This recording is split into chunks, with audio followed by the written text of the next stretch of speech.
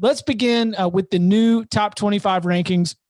8 ranked teams lost. It was just a total reshuffling of the rankings. And it's almost like, UCF takes a big hit after its loss to Tulsa. UNC all of a sudden finds itself up at number 8. There's lots of, Danny, SEC bias.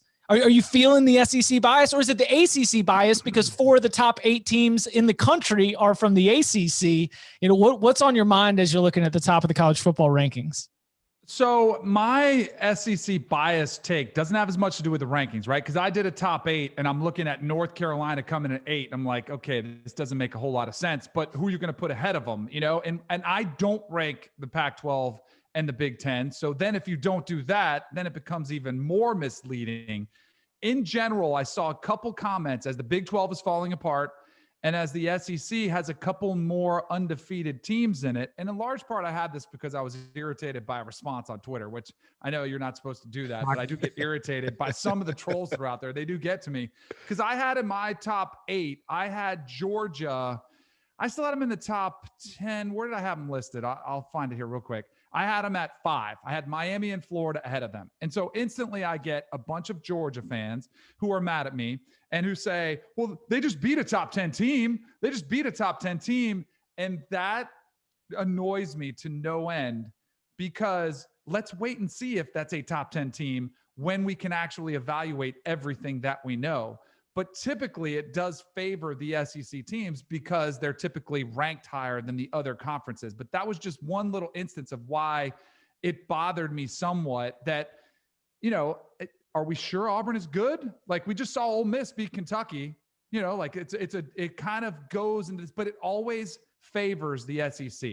And this is not a SEC is overrated or it's a massive advantage to be an SEC team with where you fall in the rankings, with the type of perception that people have about both your wins and your losses. Your wins are always better and your losses always aren't as bad. Again, Texas A&M is a perfect example. Like they struggle with Vanderbilt 17-12 and everybody's like, ooh, Vanderbilt, they must be balling this year. They might be good. And then they go out and they get run by Alabama. And instead of us really wondering what's going on with A&M, it's, man, Bama looks awesome. And they do. I have Bama number 1. I switched them to number 1. But, that's the way it always is. I don't know. It's just something that frustrates me. I don't want to get anybody all riled up today. But it's just it always favors the SEC. And in the Big 12, who was it that texted was it Coca that texted the Gary Patterson comment? Mm-hmm.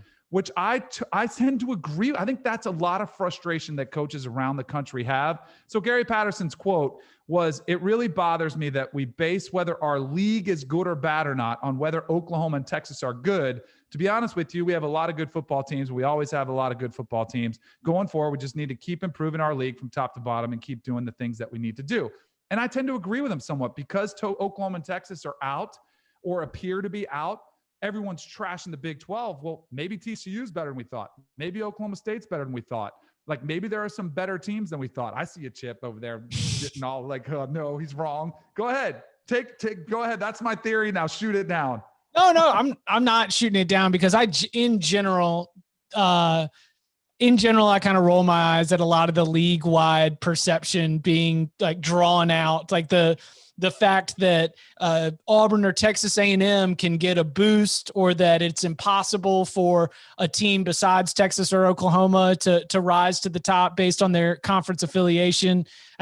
Those things kind of miss me. The Big 12 being all in flux is interesting, not because of Oklahoma and Texas, but because of Oklahoma, because Oklahoma has dominated the Big 12 in a way that no one else in college football can come close to. I mean, we talk about Texas every year, but the team that is winning the championships in the Big 12 is Oklahoma. And so it's Oklahoma in the Big 12, Clemson in the ACC, Ohio State in the Big 10. And to me, whether or not you're able to fill out a foil to it is where conference strength comes from. Last year in the ACC, there was a gulf between Clemson and everybody else. Massive. And if you're going to argue that the ACC was down last year, I agree with you. You don't need to argue it. I'll say it. The ACC was down last year, and all the strength of schedule arguments saying that the ACC did not provide good tests for Clemson, I will agree with.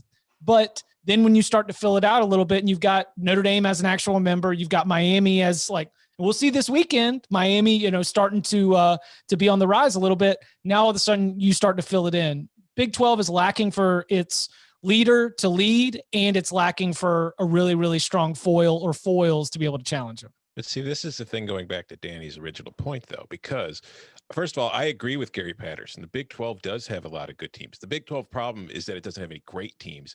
And we've become so playoff focused that it's now become, if you don't have a great elite team, your conference sucks as a whole. And I think that's where we're seeing that kind of frustration come from.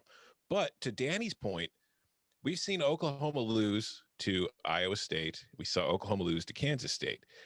If this is the SEC, Alabama is the team that has dominated the SEC most years, like Oklahoma has dominated the Big 12. If Alabama's losing 2 games in a row, the SEC doesn't suddenly suck. We're talking about how the teams that beat Alabama are suddenly on the rise and are a great team. Whereas when Iowa State and Kansas State does it, it's like, the Big 12 is in a lot of trouble. They suck. They're out of the playoff. They've got no hope. And I'm not saying I agree with it or disagree with it, but he's 100% right when it comes to the narrative surrounding the conferences.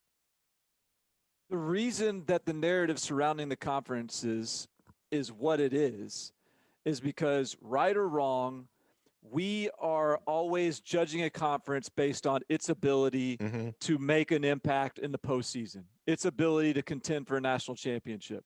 So, Gary Patterson maybe isn't wrong, but it's the world we're living in.